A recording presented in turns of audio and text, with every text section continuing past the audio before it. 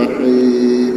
يا أيها المزمل قم الليل إلا قليلا نصفه وانقص منه قليلا أو زد عليه ورتل القرآن ترتيلا إنا سنلقي عليك قولا ثقيلا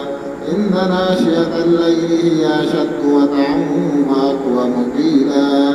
إن لك في النهار سبحا طويلا واذكر اسم ربك وتبتل إليه تبتيلا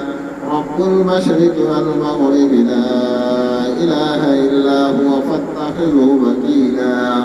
واصبر على ما يقولون واحجرهم هجرا جميلا وذرني والمكذبين أولي النعمة ومهلهم قليلا إن لدينا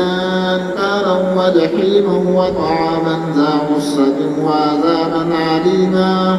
يوم ترجف الأرض والجبال وكانت الجبال كثيبا محيلا إنا أرسلنا إليكم رسولا شاهدا عليكم كما أرسلنا إلى فرعون رسولا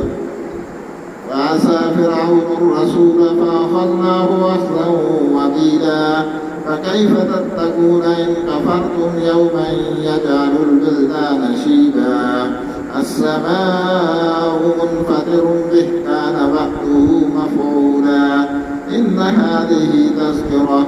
فمن شاء اتخذ إلى ربه سبيلا إن ربك يعلم أنك تقوم أدنى من ثلثي الليل ونصفه وثلثه وطائفة من الذين معك والله يقدر الليل والنهار علم أن لن تحصوه فتاب عليكم فاقرؤوا ما تيسر من القرآن علم أن سيكون منكم مرضى وآخرون يضربون في الأرض يبتغون من فضل الله وآخرون يقاتلون في سبيل الله فاقرؤوا ما تيسر منه وأقيموا الصلاة وآتوا الزكاة وأقرضوا الله قرضا حسنا وما تقدموا لأنفسكم من خير تجدوه عند الله هو خيرا